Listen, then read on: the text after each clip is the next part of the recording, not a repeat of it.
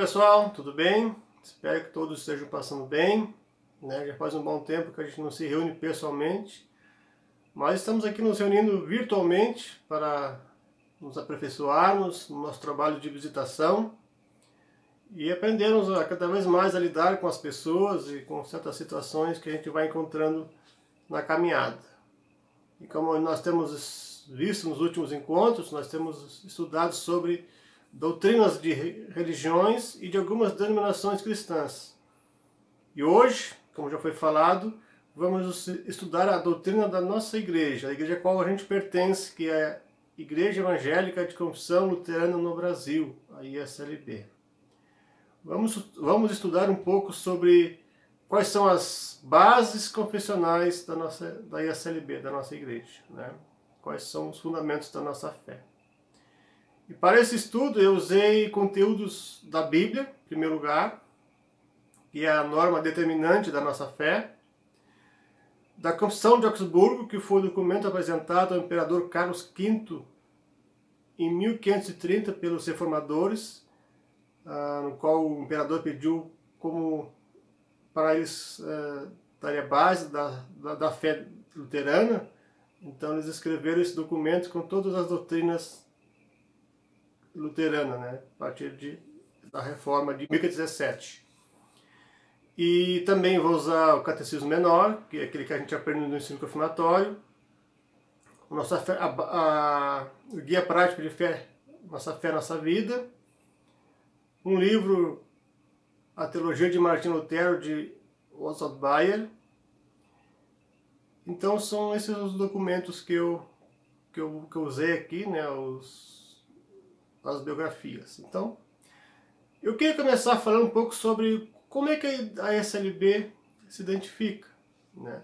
E esse conteúdo aqui eu também tirei do site da igreja. E ela se identifica assim.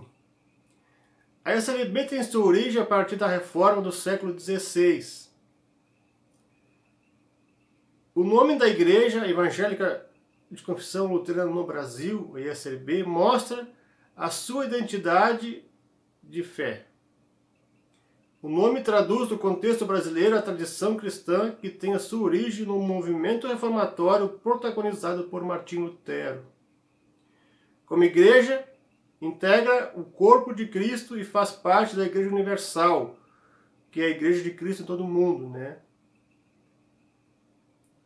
O seu fundamento encontra-se no Evangelho de Jesus Cristo. O seu testemunho no Brasil se inspira nos valores evangélicos redescobertos no século XVI. Pessoas cristãs de confissão luterana são evangélicas, e ser evangélico significa descobrir e valorizar o que Deus fez pelos seres humanos.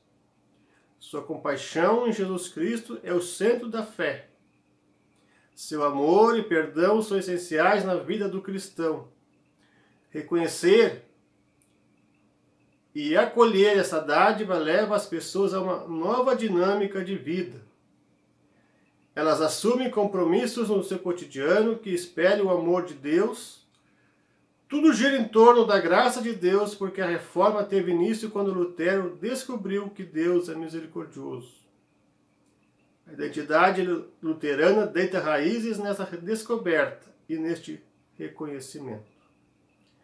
Os referenciais centrais da identidade luterana são as Sagradas Escrituras, em primeiro lugar, depois os credos cristãos, a Confissão de Augsburgo e o Catecismo Menor de Martinho Lutero. Como vemos, né, a Igreja Luterana de Confissão, a nossa igreja, a Igreja Evangélica de Confissão Luterana, ela tem origem na Reforma Protestante de 1517. Quando Lutero prega as 95 teses na porta da igreja de Wittenberg, na Alemanha, que é a data marcante do início da reforma, e a partir daí houve liberdade de culto e se formou a igreja a qual nós pertencemos, né? Depois lá veio para o Brasil com os imigrantes alemães no século XIX, mais precisamente 1824, e se formaram várias comunidades aqui em todo o país, né? Principalmente no sul do país, né? Hoje já formaram-se mais comunidades para o norte, né? Principalmente com a Missão Zero, que tem feito um bom trabalho lá. Então, oremos a Deus para que mais igrejas luteranas da SLB também se formem em todo o país, né? E também fora do país, como também há bons trabalhos fora do país. Vou falar um pouco agora sobre a fonte de autoridade. Nossa única fonte de autoridade é a Bíblia, é a Sagrada Escritura, né? Conforme também o próprio site da igreja, as pessoas cristãs evangélicas de confissão luteranas pertencentes às comunidades da SLB, uma das igrejas herdeiras da Reforma do século XVI, são identificadas como membros da Igreja da Palavra, né? Creio que todos nós sabemos, ou pelo menos deveríamos saber, que nós somos conhecidos como a Igreja da Palavra, justamente por ter retornado à Sagrada Escritura e usar a Palavra de Deus como fonte da fé e também fonte de todas as doutrinas que nós cremos, porque ali está o que Jesus e que o próprio Deus ensinou. Isso quer dizer que elas têm como um de seus pilares confessionais e identitários as Sagradas Escrituras, que são a norma determinante do que é proclamado e ensinado.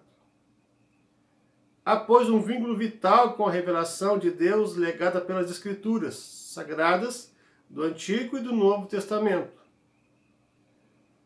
Elas contêm o testemunho dos profetas e apóstolos. Neles se encontra a voz do próprio Senhor da Igreja, Jesus Cristo. A graça e a misericórdia de Deus vêm ao mundo e se revela por meio das Sagradas Escrituras. Pela ação do Espírito Santo, elas se tornam palavra viva e provocam a fé nas pessoas. Toda a Escritura tem um só propósito: promover a Cristo. As Sagradas Escrituras tornam-se para as pessoas evangélicas luteranas fonte orientadora de todo o seu testemunho e fonte inspiradora de sua prática. Elas despertam e sustentam a fé e a esperança e o amor. Tudo que existe na igreja depende de sua autoridade ou carece de sua concordância e aprovação. Tudo que nós aprendemos, inclusive os documentos normativos, né, os demais documentos que estão abaixo da palavra, inclusive a Confissão de Augsburgo, é baseado no que a Sagrada Escritura ensina. Se a palavra de Deus não fala a certa doutrina que nós não ensinamos, porque nós cremos que a revelação de Deus ela começa no livro de Gênesis e é encerrada no livro de Apocalipse. Não há mais novas revelações. Mas aquilo que está escrito, aquilo que está contido na palavra de Deus, aqui nós cremos, aqui nós confessamos. E é o que nós vamos ver hoje, né? Estamos vendo a partir de agora. Então a Bíblia é a nossa única fonte de autoridade. Fala um pouco sobre os credos, que são confissões de fé baseadas no que a Sagrada Escritura ensina. Os credos tu não vai encontrar, esses credos que eu estou falando aqui, na Bíblia. Mas eles são baseados no que a Bíblia nos ensina. E o credo mais conhecido que nós conhecemos é o credo apostólico, que é aquele que nós confessamos na igreja. Lembrando que o credo não é uma oração, mas sim uma confissão de fé, né? Veja aqui que também a igreja fala sobre os credos. Ao longo dos séculos, a igreja cristã afirmou os conteúdos básicos de sua fé na forma de credos.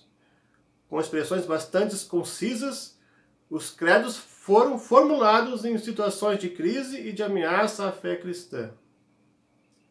As igrejas da Reforma mantiveram a sua fidelidade a essas expressões de fé, dizendo-se herdeiras desta tradição. As pessoas evangélicas de confissão luterana se conectam a essa história, assumem essa tradição e a integram em sua autocompreensão. Os credos antigos datam dos primeiros 4 séculos do cristianismo. E são eles, são três credos que a igreja luterana da SLB, a nossa igreja, ela assume. Que é o credo apostólico, né, que eu já falei antes, mas também há o credo niceno-constantinopolitano e o credo atanasiano. O primeiro é mais conhecido, é o credo apostólico, que nós aprendemos no ensino confirmatório. Os outros 2 nem tanto, talvez alguns conheçam, outros talvez não. Eu posso deixar depois no final desse material aqui os dois credos para você ler, estudar. Eu creio que vai ser bem interessante. Outro ponto que eu quero abordar é sobre o Catecismo Menor, que é outro documento da nossa igreja, que nós aprendemos e estudamos ele no ensino confirmatório, né? Quem não vai lembrar. E olha o que diz, o que a igreja fala sobre o Catecismo Menor. Um desafio constante da igreja cristã consiste na interpretação da palavra de Deus e a sua contextualização. Martinho Lutero constatou durante as suas visitações às comunidades, nos anos de 1528 e 1529, que o povo cristão desconhecia os 10 mandamentos, o credo, o Pai Nosso e o seu significado. Diante disto, redigiu o Catecismo Menor para ser usado pelos pregadores e demais responsáveis pela educação na fé cristã.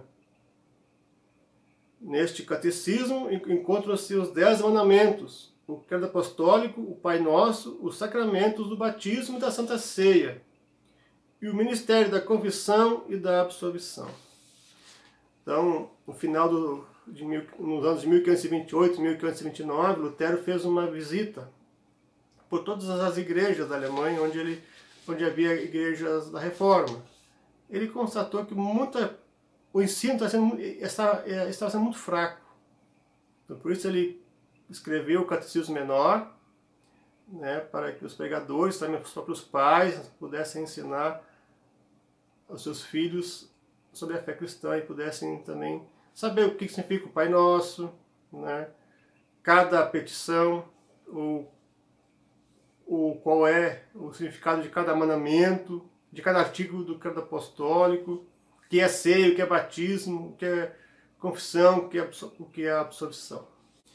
Há também o Catecismo Maior, que é uma explicação bem mais detalhada sobre esses pontos, né, da nossa fé. Nós vamos ter esses dois catecismos, o Catecismo Menor e o Catecismo Maior. Mas é o Catecismo Menor que nós mais conhecemos. Antes de nós entrarmos na doutrina, eu vou falar um pouco sobre a Confissão de Augsburgo, que é o documento que fala mais sobre as nossas doutrinas. Olha o que a igreja fala sobre a Confissão de Augsburgo. Os cristãos defensores da reforma da igreja do século XVI formularam em uma confissão os eixos centrais em torno dos quais gira a fé cristã. Essa confissão ficou conhecida como Confissão de Augsburgo e ela é adotada hoje pela maioria das igrejas evangélicas luteranas. As comunidades que formam a Igreja Evangélica de Confissão Luterana no Brasil assumiram esse documento de fé como referência básica para a sua confessionalidade e identidade. Na Confissão de Augsburgo, transparecem os temas centrais da reforma, quando para a salvação da alma eram exigidas determinadas obras e rezas, peregrinações, sacrifícios e compra de indulgências. Foi necessário recorrer à Bíblia e afirmar que somente Cristo é mediador e salvador. Cristo é a mensagem central da Bíblia, e a justificação do pecador se realiza somente pela graça de Deus oferecida por Cristo. E esta graça do perdão e da salvação pode ser recebida somente pela fé, não por obras e sacrifícios que nos tornassem merecedores diante de Deus. Esta fé que recebe a graça produz frutos de gratidão e torna a pessoa crente livre e atuante em obras de amor. Então, é isso que o site da igreja também fala sobre a Confissão de Augsburgo. Eu tenho uma aqui, né? Essa aqui é a Confissão de Augsburgo. Você pode também, inclusive, comprar esse livro, ou esse documento, ou você pode também baixar do próprio site da igreja. Depois, se alguém quiser, para estudar mais a fundo as doutrinas da nossa igreja, eu posso enviar para você em PDF, né? Para você poder abrir também no seu computador e ler em casa. Se alguém quiser, depois me fala que eu envio no grupo depois. Então, esse é o documento que fala sobre as doutrinas principais da nossa igreja e das igrejas luteranas em todo o mundo. Agora eu vou falar um pouco sobre cada doutrina. E eu vou começar a falar sobre o que a Confissão de Augsburgo, o que a nossa igreja, ela entende sobre Deus. Isso está no primeiro artigo da Confissão de Augsburgo. Eu vou ler literalmente o que está lá. Em primeiro lugar, ensina-se e mantém-se unanimemente, de acordo com o decreto do Concílio de Nicéia, que há uma só essência divina, que é chamada Deus e verdadeiramente é Deus. E todavia, há três pessoas nesta única essência divina, igualmente poderosas, igualmente eternas. Deus Pai, Deus Filho, Deus Espírito Santo. Todas três uma única essência divina, eterna, indivisa, infinita, de incomensurável poder, sabedoria e bondade, um só Criador e Conservador de todas as coisas visíveis e invisíveis. E com a palavra persona se entende não uma parte, não uma propriedade em outro, mas aquilo que subsiste por si mesmo, conforme os pais usaram esse termo nessa questão. Aqui os pais da igreja, tá? Para deixar claro. Então, nós cremos num Deus triuno, Pai, Filho e Espírito Santo, que são três pessoas, mas é um Deus só, cada um tem uma função. Um é o Criador, nosso Deus, um é o Salvador, que é Jesus, e um Consolador e mantenedor da igreja, que é o Espírito Santo. Mas esse é um mistério, nós não sabemos como eles se relacionam entre si, mas é um mistério. Como é que eles podem ser três e ao mesmo tempo pode ser um? Isso só na eternidade a gente vai saber. Por isso ele é Deus, né? Tem muitas coisas que são ocultas e Deus vai chamar isso de Deus abscôndidos. Nem sempre Deus nos revela todas as coisas, mas é um Deus que subsiste por si mesmo, né? Que não foi criado, que é eterno, que vive de eternidade a eternidade, e que isso é algo bem extraordinário que foge ao nosso entendimento. Mas esse é o Deus que a gente crê, um Deus extraordinário, não é um Deus qualquer. Vou falar um pouco também agora sobre Jesus Cristo. É o que fala o terceiro artigo da Confissão de Augsburgo. Ensina-se além disso que Deus Filho se fez homem, nascido da pura Virgem Maria, e que as suas duas naturezas, a divina e a humana, inseparavelmente unidas em uma única pessoa, são um só Cristo, que é verdadeiro Deus e que é verdadeiro homem, e que verdadeiramente nasceu, padeceu, foi crucificado, morreu e foi sepultado, a fim de ser oplação não só pelo pecado hereditário, mas ainda por todos os outros pecados, e para aplacar a ira de Deus. Ensina-se outrossim que o mesmo Cristo desceu ao inferno. No terceiro dia ressurgiu verdadeiramente dos mortos, subiu ao céu e está sentado à destra de Deus, para dominar eternamente sobre todas as criaturas e governá-las, a fim de santificar, purificar, fortalecer e consolar pelo Espírito Santo a quantos nele creem. Dá-lhes também vida e toda sorte de dons e bens, e proteger e defendê-los contra o diabo e o pecado. Também se ensina que o mesmo Cristo, Senhor, conforme o credo apostólico, no fim virá visivelmente para julgar os vivos e os mortos. Bom, a gente crê em Deus, em Jesus, que é Deus, e que tem duas naturezas, como esse artigo fala sobre Jesus, que são duas naturezas inseparáveis, então a gente não pode separar a natureza humana da natureza divina, né? Ele é 100% Deus e é 100% homem, né? Como Lutero mesmo vai dizer. E aqui uma coisa muito interessante, né? É que esse artigo faz separação do pecado de Adão dos pecados que nós cometemos hoje na nossa vida. Todos nós participamos do pecado de Adão, porque na queda de Adão toda a humanidade também caiu, né? E esse é o chamado pecado hereditário, que eu vou falar um pouco mais à frente. mas há os pecados que nós cometemos hoje. Então, há uma diferença entre o pecado hereditário com o pecado cometido por Adão, que nós também, por ser hereditário, nós também participamos disso, mas é um pecado que nós vamos pagar, ou vamos... mas há os pecados que nós cometemos hoje, que nós mesmos vamos dar conta diante de Deus, né? Então, tem uma separação que talvez você nunca prestou atenção sobre isso, né? Então, é isso que fala sobre Jesus, né? Nasceu da Virgem Maria, e veio para salvar, e um dia vai voltar. Ele veio para morrer em nosso lugar, né? Para perdoar nosso pecado, e nos justificou, assumindo as nossas culpas, e nos justificou, assumindo a nossa culpa, né?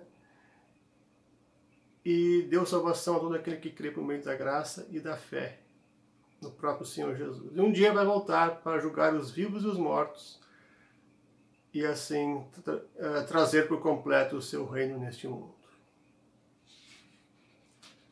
Uma outra doutrina que nós podemos falar é justamente sobre o pecado original, que está no 2º artigo da Confissão de Augsburgo. Ensina-se outro sim, entre nós, que depois da queda de Adão, todos os homens naturalmente nascidos são concebidos e nascidos em pecado. Isto é, que desde o ventre materno todos estão plenos de concupiscência e inclinação más, e por natureza não podem ter verdadeiro temor a Deus e verdadeira fé em Deus, como diz Efésios 2, 8 a 9. Também que essa inata pestilência, o pecado hereditário, verdadeiramente é pecado e condena a eterna ira de Deus a quantos não nascem ou não renascem pelo batismo e pelo Espírito Santo, né? Textos como Romanos 3, 23, 5, 12 a 21, 1 Coríntios 15, 21 a 22 e Salmo 51, 5 confirmam isso sobre o pecado hereditário, né? Todos nós já nascemos pecadores, e a nossa única tendência é pecar, a não ser que o Espírito Santo de Deus faça uma obra em nós, e nós viemos a nascer de novo pela fé, através também do batismo, e temos assim, uma nova vida. Nós vamos ver isso mais tarde um pouco. Ninguém poderia ser salvo se Deus não nos salvasse, se Deus não enviasse seu Filho, se Deus não fizesse uma obra de regeneração e também nos mudasse a nossa mentalidade, nosso corpo, nosso coração, para amar as coisas do céu, né? Para amar aquilo que a palavra dele nos ensina. Então, por isso que a obra é uma obra exclusiva de Deus e não é uma obra nossa. Nós não podemos nos salvar por nós mesmos, porque a nossa única vontade, se nós não estivermos sob o domínio de Deus, né? Sob a graça de Deus, é pecar. A nossa vontade só é mudada quando o Espírito Santo toca nossos corações, né? Quando há uma renovação da nossa mente, como diz Paulo lá em Romanos 12. Né? E agora eu quero falar um pouco sobre a nossa, talvez seja a nossa principal doutrina, né? Que foi a doutrina que causou, que Lutero redescobriu na Reforma, né? Que já é uma doutrina que estava na Bíblia, mas que estava sendo ocultada, que é a doutrina da justificação pela fé, que está no 4º artigo da Confissão de Augsburgo. Ensina-se também que não podemos alcançar a remissão do pecado e justiça diante de Deus por mérito, obra e satisfação nossos, porém que recebemos remissão do pecado e nos tornamos justos diante de Deus pela graça por causa de Cristo, mediante a fé, quando cremos que Cristo padeceu por nós e que por sua causa os pecados nos são perdoados e nos são dadas justiça e vida eterna. Pois Deus não quer considerar e atribuir essa fé como justiça diante de si, conforme diz Paulo em Romanos 3 e 4. E outros textos bem conhecidos como Efésios 2, 8 e 9, Romanos 5, 1, Tiago 2, 23 e 24, e Tito 3,5 também abordam sobre essa doutrina. Ninguém de nós pode ser salvo por mérito próprio, a não ser que nós sejamos justificados. E justificação é um termo jurídico. Quando Cristo morre, ele assume a nossa culpa. É como se num tribunal nós fôssemos os culpados e na hora do julgamento viesse Jesus e pagasse a culpa pelo nosso crime, fosse preso em nosso lugar e nos libertasse. Uma analogia talvez vai ajudar a explicar melhor isso, né? Ou seja, nós não merecemos ser libertos, mas porque nós cremos em Cristo e pela sua graça, Ele nos liberta da morte e do inferno, assume a nossa culpa e imputa a sua justiça em nós. Por isso nós somos salvos, somos justificados. Agora somos justos diante de Deus. Por isso, Romanos 1,17 vai dizer: o justo viverá pela fé. Romanos 3,28 vai dizer o seguinte: concluímos, pois, que somos justificados mediante a fé, e não pelas obras da lei, mas sim pela fé. Então, essa é a principal da nossa doutrina. Fala um pouco agora sobre as boas obras. Embora a gente não é salvo pelas obras, a fé que vem pela ação do Espírito Santo nas nossas vidas e que nos gera a justificação por meio da morte e ressurreição de Cristo, ela vai gerar boas obras. Olha o que diz o artigo 6º da Confissão de Augsburgo. Ensina-se ainda que essa fé deve produzir bons frutos e boas obras, e que por amor de Deus se deve praticar toda sorte de boas obras por ele ordenadas, não se devendo, porém, confiar nessas obras como se por elas se merecesse graça diante de Deus, pois é pela fé em Cristo que recebemos perdão dos pecados e justiça, como diz o próprio Cristo, lá em Lucas 17:10. Depois de haver feito tudo isso, deveis dizer: somos servos inúteis, né? Então, a fé, ela produz boas obras. E o próprio livro de Tiago, 2,17, vai dizer que a fé sem obras é morta. Então, não somos salvos por obras, mas a fé, ela automaticamente produz boas obras. E isso nós não fazemos para sermos salvos ou para ganhar benefício diante de Deus, mas para agradecer a Deus pela sua salvação. Por sermos gratos e por amar a Deus e amar a sua palavra, nós vamos amar o próximo também. Foi por isso que Jesus disse, que devemos amar a Deus em primeiro lugar, mas também amar o próximo como a nós mesmos. Os artigos 7 e 8 da Confissão de Augsburgo vão falar sobre a igreja. O que os reformadores entendiam sobre a igreja? E ali diz assim: ensina-se também que sempre haverá e permanecerá uma única santa igreja cristã, que é a congregação de todos os crentes, entre os quais o evangelho é pregado puramente e os santos sacramentos são administrados de acordo com o evangelho. Embora haja várias denominações cristãs em todo o mundo, e nem todos são pessoas nem todas as pessoas pertencem a alguma denominação cristã, há uma só igreja. Você sabe quando eu falei sobre igreja visível e invisível?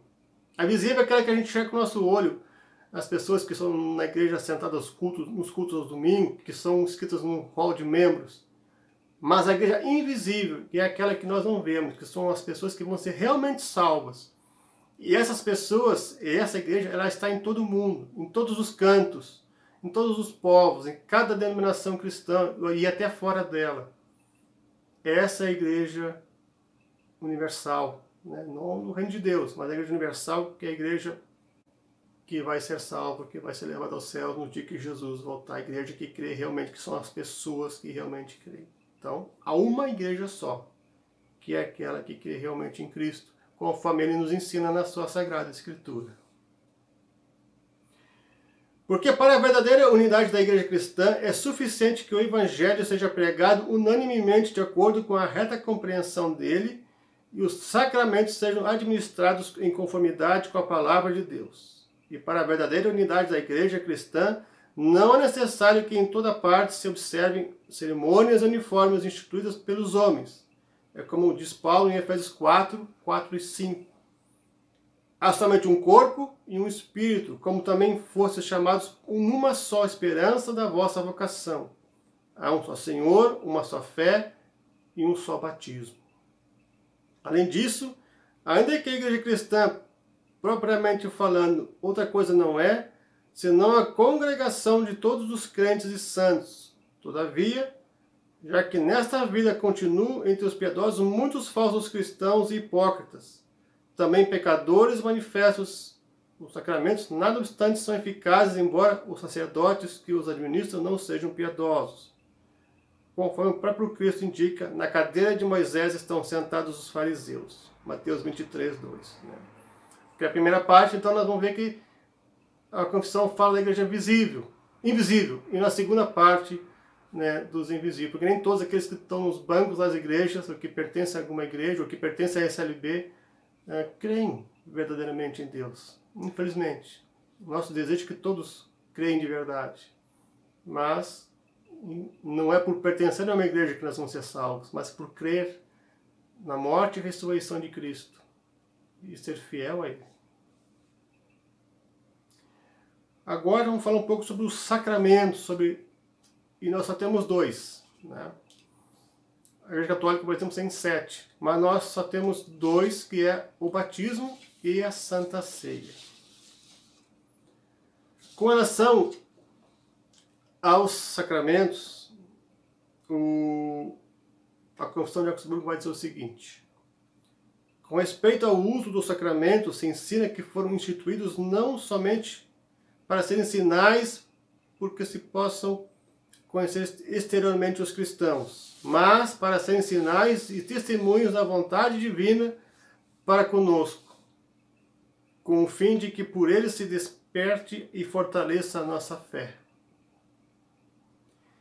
Essa também é a razão por que exigem fé sendo usados corretamente quando a gente os recebe em fé e com isso fortalece a fé. 13º artigo da Confissão de Augsburgo. Então nós temos 2. E para isso era preciso, para ser sacramento, para os reformadores, era preciso 2 coisas. Uma palavra de promessa e um sinal visível. Vamos falar um pouco sobre o que nós entendemos sobre batismo. Pelo batismo, participamos da vida, morte e ressurreição de Cristo por nós. Somos marcados por sua cruz, que é a vitória sobre o nosso fracasso e o ponto de partida para um novo começo. Aceitos por graça, somos chamados a andar em novidade de vida, oferecendo-nos a Deus como instrumento de justiça. Isso você encontra no Guia Prático de Fé, Nossa Vida, página 19. Além disso, somos incorporados na Igreja de Cristo. Feitos seus sacerdotes, somos libertos da morte e do diabo e salvos por meio da fé. O batismo não é apenas água simples, mas é água unida à palavra da promessa de Jesus, conforme está em Marcos 16, 16. Que torna o batismo válido, ou seja, palavra e sinal. Textos que vão fundamentar o batismo, né, está lá em Mateus 28, 18 a 20, Romanos 6, 1 a 14 e Gálatas 3, 27 a 28. No batismo, quando a gente crê pela fé, se afoga o velho homem, como diz Lutero, e nasce uma nova pessoa, regenerada e fortalecida no Espírito Santo, e salva pela fé e pela graça de Cristo. Então, o batismo tem esse... E além disso, o batismo nos inclui na Igreja de Cristo. Para nós participarmos da comunhão dos santos, como fala o Credo Apostólico, no 3º artigo, precisamos também estar inseridos na Igreja. E o batismo ele é essa porta de entrada na Igreja, né, que a gente diz. Não é necessário que você seja batizado para participar de uma igreja, mas é ele que nos inclui verdadeiramente entre os crentes, né? De forma concreta e completa. Sobre a Santa Ceia. Da ceia do Senhor se ensina que o verdadeiro corpo, e o verdadeiro sangue de Cristo estão verdadeiramente presentes na ceia sob a espécie do pão e do vinho. Hoje nós usamos o suco, né? Não mais o vinho. E são nela distribuídos e recebidos, né? Conforme o 10º artigo da Confissão de Augsburgo. A ceia do Senhor é a celebração da comunhão mais íntima possível com Cristo, com as irmãs e os irmãos na comunidade. Cristo, que morreu, que por nós morreu, ressuscitou e voltará no final dos tempos para erguer em definitivo o seu reino, ele realmente se torna presente na ceia, né? Conforme Nossa Fé, Nossa Vida, página 23. Quando a ceia era instituída pela pessoa, pelo obreiro, pelo ministro, né? Ali Cristo se torna presente, faz realmente presente na ceia. Né? E nós estamos realmente ali partilhando do corpo e do sangue de Cristo. Então, experimentando um pouquinho daquilo que nós vamos experimentar na eternidade. Estamos fortalecendo nossa fé e tendo comunhão com Cristo e com os irmãos. Então, a ceia é algo fundamental para fortalecer a nossa fé e também para lembrar daquilo que Jesus fez na cruz por nós. Né? Essa foi a ordem de Cristo. Essa foi a ordem de Jesus, né? Fazer isso em memória de mim até que eu venha. Vou falar sobre uma doutrina que poucos de nós conhecemos, que é a doutrina da absolvição, da confissão e da absolvição de pecados. Está no 11º artigo da Confissão de Augsburgo. Da confissão se ensina que se deve conservar a privata absolute, ou absolvição particular individual, não a deixando cair em desuso na igreja, ainda que na confissão é desnecessário enumerar todos os maus delitos e pecados, porque tal nem é possível, né? Conforme diz o Salmo 18, quem conhece os nossos delitos? O Nossa Fé, Nossa Vida, página 28, vai nos orientar a primeiramente confessar nossos pecados a Deus, individualmente e em oração. Também devemos confessar nossos pecados, também devemos confessar nossos erros em conjunto, na reunião dos irmãos e das irmãs, e finalmente ao próximo, diante de quem falhamos, dando, se possível, o primeiro passo para reparar a falta cometida. Mas, se estamos com consciência pesada, a quem devemos procurar para confessar nossos pecados e receber a absolvição? Se estamos com o coração apertado, né, por causa dos nossos erros. Primeiro, deve-se procurar o pastor ou a pastora, ou outro obreiro ou outra obreira, em quem depositamos confiança. O confessor ou confessora, por ordem de Cristo, ou em nome de Cristo, nos pode dar a absolvição que aceitamos como sendo de Deus mesmo. O obreiro ou obreira, pelo voto de ordenação, é obrigado a guardar sigilo sobre a confissão. A mesma coisa se espera de qualquer pessoa que ouviu uma confissão, porque você pode também pedir, se confessar com uma pessoa que você conhece, um amigo, um parente, que é uma pessoa de fé também. Né? Isso nós encontramos Nossa Fé, Nossa Vida, página 28. Porém, não haverá perdão se não estivermos dispostos a reconhecer nossa culpa e nem a nos arrepender, nem ainda a reparar, quando possível, nossas faltas. Né? Nossa Fé, Nossa Vida, página 29. Além disso, segundo o texto de Mateus 16, 19 e João 20, 22 e 23, Jesus Cristo delegou aos seus discípulos o poder de perdoar pecados às pessoas arrependidas e de retê-los às pessoas impenitentes. Isso é conhecido como ofício das chaves. Né? Porque o perdão automático não existe. O perdão ele é dado quando nós nos arrependemos verdadeiramente. Embora uma pessoa que você confessa, ela não perdoa os seus pecados, mas ela anuncia a graça e o perdão dos pecados dado por Deus. Né? porque nós somos responsáveis individualmente pelos nossos erros. E somente nós podemos confessar, e somente nós podemos nos arrepender. E Deus, Ele sonda nossos corações e sabe se verdadeiramente nós nos arrependemos ou não.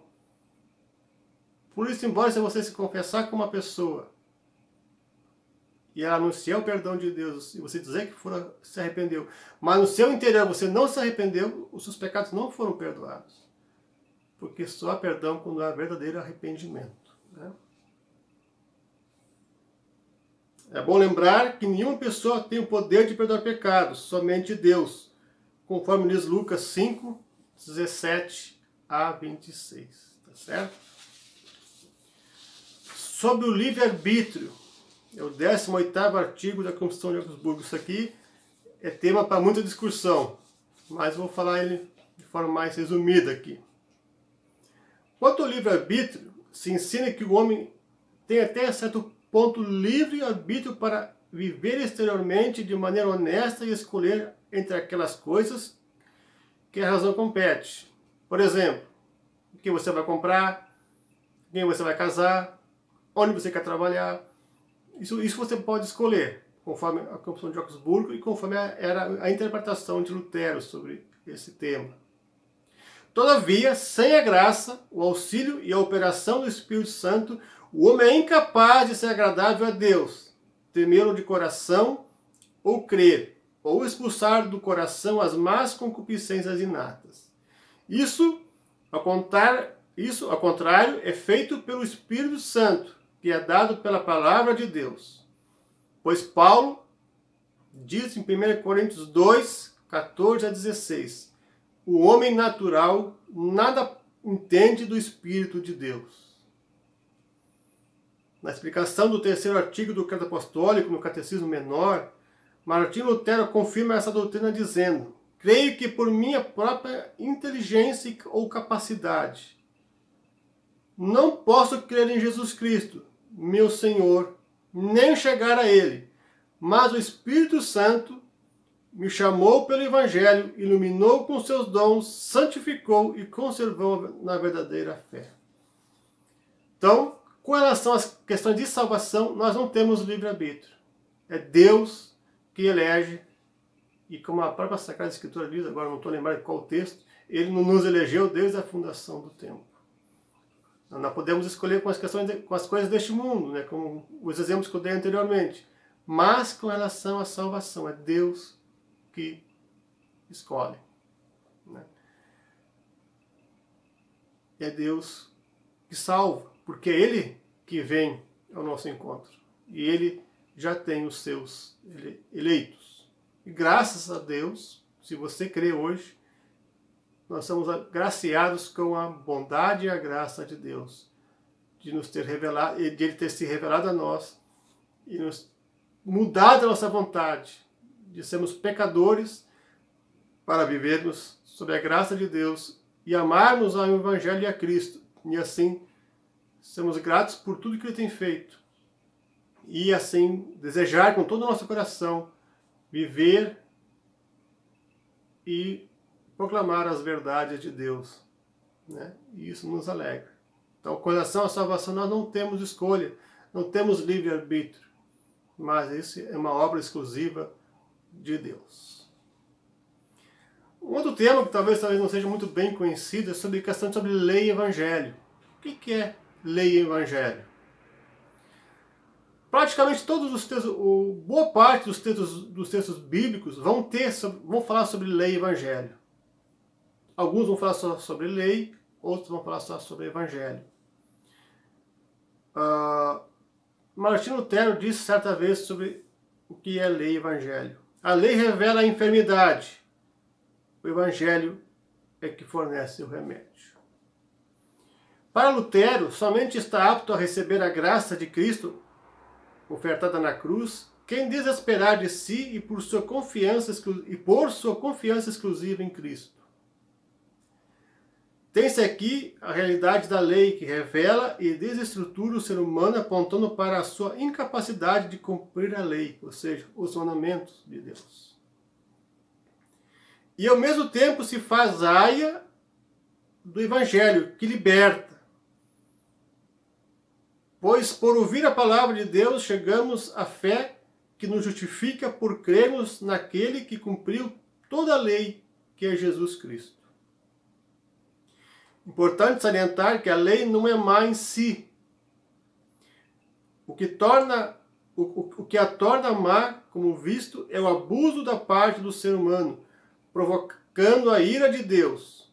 Somente mediante a fé em Cristo, o ser humano pode ser, de fato, livre das penas da lei. Para alcançarmos a salvação, precisamos cumprir a lei, ou seja, não podemos pecar. Pois na queda, lá em Gênesis 3, como relata a queda, o ser humano quebrou a lei de Deus quando se rebelou contra ele. Desta forma, é impossível o ser humano ser salvo, como diz Romanos 3, 23 e 1 Coríntios 15, 56.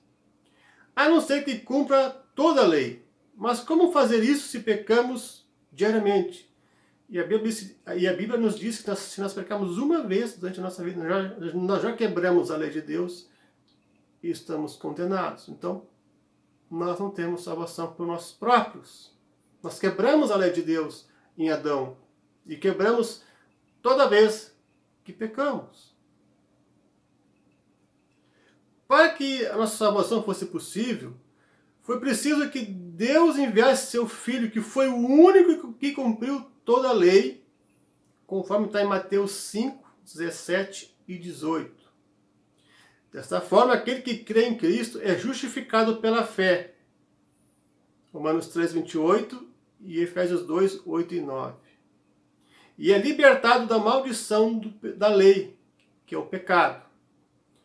Pois aquilo que nós não conseguimos fazer com nossas forças, Jesus fez por nós. Ele, ao expiar nossos pecados na cruz, se tornou maldição por nós, como lemos em Gálatas 3, 13.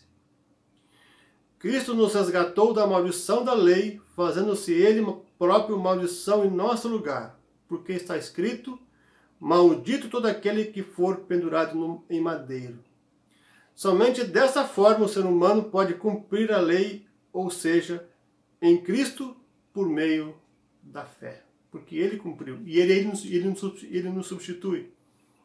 Ele assume a nossa culpa e o nosso pecado e lança sobre nós a sua justiça, a partir do momento que nós cremos. E quando nós tivermos a presença de Deus, Deus olhar para nós e vai enxergar a Cristo, que cumpriu toda a lei. Somente dessa forma podemos ser salvos, se cremos em Cristo. Nele nós cumprimos a lei, porque Ele cumpriu toda a lei. Nesse mundo, do jeito que nós estamos, sem Cristo, não há salvação. E não tem como cumprir toda a lei. Agora, o Evangelho nos aponta para a lei, para nos dizer que somos incapazes de cumprir a lei. Por isso precisamos de um mediador, que é Jesus Cristo, nosso Salvador, que foi o único que cumpriu a lei completamente. Assim entendemos por que a salvação não pode ser adquirida por mérito, mas que é uma graça de Deus. O cristão também vai precisar da lei para ser sua balizadora de sua vida com Cristo, para ter uma vida santificada, pois embora ele foi justificado em Cristo, ele continua pecando. Só que agora o pecado não tem mais domínio sobre ele. Resumindo, a lei mostra a nossa incapacidade de cumpri-la, e isso nos leva para a condenação. Quando a gente olha para a lei, por exemplo, se a gente olhar para os 10 mandamentos, ninguém de nós vai conseguir cumprir aquilo no rigor da lei, no rigor da letra. Somente Cristo conseguiu. E se nós não somos cristãos, aquilo nos deixa desesperados, inconsolados. Mas o Evangelho, ele nos aponta para Cristo, que cumpriu toda a lei. E nele nós cumprimos a lei. Nele nós somos salvos mediante a fé, pela graça de Deus. Ou seja, o Evangelho nos aponta para Cristo, que é o único que cumpriu a lei e nos oferece salvação gratuita, mediante a fé, o qual imputou sua justiça em todo aquele que crê. Fez a troca maravilhosa, como o próprio Lutero diz. Imputou sua justiça em nós e assumiu o nosso pecado. Assim a gente cumpre a lei. Agora sobre o 17º artigo da Confissão de Augsburgo, que fala sobre a volta de Cristo. Nós cremos que Jesus um dia vai voltar, né, para julgar os vivos e os mortos e instaurar o seu reino, né? Então isso aí é algo bem simples, não todos nós falamos isso seguido sobre a volta de Cristo, né, sobre o seu retorno a este mundo, né? E também não só fará a separação entre os que creem e os que não creem, mas também jogará no lago de fogo o diabo e seus anjos, né? E cremos também que tanto a eternidade vai ser eterna para aqueles que creem em Jesus, como também o inferno será eterno para aqueles que não confiarem em Deus, né? Não entregaram suas vidas ao Senhor. Sobre as causas do pecado, 19º artigo da Confissão de Augsburgo. Com respeito à causa do pecado, ensina-se entre nós que, embora o Deus onipotente haja criado a natureza toda e a conserve, todavia é a vontade pervertida que opera o pecado em todos os maus e desprezados de Deus. Pois esta é a vontade do diabo e de todos os inimigos, todos os ímpios, o qual tão logo Deus retraiu a mão, desviou-se de Deus para o mal, conforme diz João 8. Conforme Cristo diz em João 8. Quando o diabo profere a mentira, fala do que ele é próprio. Então, como já falei antes, todos nós nascemos inclinados ao pecado porque somos pecadores. E aqueles que não foram tocados pelo Espírito Santo continuam pecando por causa que não tiveram a sua vontade transformada e regenerada, né, por meio do Espírito Santo, e continuam a praticar o mal. Já aqueles que creem têm suas vidas transformadas e se tornam pessoas fiéis a Deus. Vou falar um pouco agora sobre o sacerdócio geral de todos os crentes, né? Como nós encontramos base para esse entendimento da igreja, que já vem de Lutero e que nós também assumimos, em 1 Pedro 2,9. Né? Cada pessoa tem acesso para servir a Deus com os seus dons ali onde ela está. Né? O que difere o servir é a função. Né? Um vai ser o pastor, um vai ser o missionário, outro vai ser o diácono, outro vai ser o catequista. Mas nós podemos servir a Deus na igreja também com o dom da música, com o dom do ensino para crianças, com o dom de limpar a igreja. E podemos servir a Deus também no nosso trabalho, onde nós atuamos na semana. Né? E ao contrário de outras denominações ou religiões, não há hierarquia dentro da igreja. Todos nós somos chamados, ninguém é maior do que ninguém. Por exemplo, o pastor não é maior que os membros. Todos têm a mesma função. Tanto que no presbitério, o voto do pastor, se for decidir alguma questão, tem o mesmo valor de um membro. Então, isso que a gente chama de ministério compartilhado, nada mais é do que cada um servir ali onde Deus o colocou, conforme os dons que Ele nos deu. Tá certo? Uns vão ter dons de pastorear, outros de fazer missão, outros de trabalhar na área de trabalhar com pessoas debilitadas, como a diaconia, né? E outros na área de ensino, como também, por exemplo, o catequista. Mas você pode ser um médico, você pode ser um pedreiro, você pode ser um caminhoneiro, você pode ser um filósofo. Todos nós podemos servir a Deus e glorificar a Ele lá onde Ele nos colocou. Tá certo? Para terminar, eu queria falar rapidamente sobre já tem o vídeo já vai dar quase 1 hora, né? Sobre os 4 pilares da fé luterana, né? Que são somente Cristo, somente a fé, somente a graça e somente a Escritura, certo? Ou somente Cristo, ou solos Christus, né? Somente Cristo salva, somente Cristo perdoa, somente Cristo nos conduz à comunhão com Deus. O ser humano não tem forças nem recursos para salvar a si mesmo, nem por suas obras ou méritos pessoais.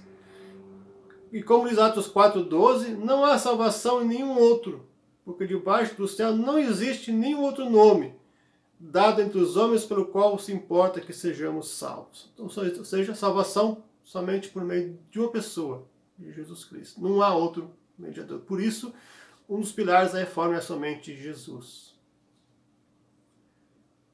Um outro pilar é a sola fide, ou somente a fé. Se a salvação é realizada somente por Cristo, então também é verdade que podemos alcançá-la somente pela fé e não pelas nossas obras. É disso que Lutero fala quando afirma que pela fé somos livres de tudo e servos de todos.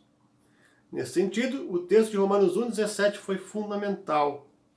O justo viverá por fé. Ou seja, Deus nos justifica, nos torna justos não pelas nossas ações, mas pela ação de Cristo em nosso favor. Ou seja, somente pela fé em Cristo é que sejamos salvos. Não é por obras e nem méritos nossos. Por isso, o segundo pilar, somente a fé. Terceiro pilar, somente a Escritura, ou sola Escritura. Na época de Lutero, se ensinava que a tradição da Igreja e a autoridade do Papa era tão mais importante que a Bíblia. Por isso, Lutero dá ênfase à Sagrada Escritura, ensinando que nenhuma lei, tradição, convenção humana, nem mesmo a Igreja está acima da Sagrada Escritura. A Escritura é central para a comunidade cristã.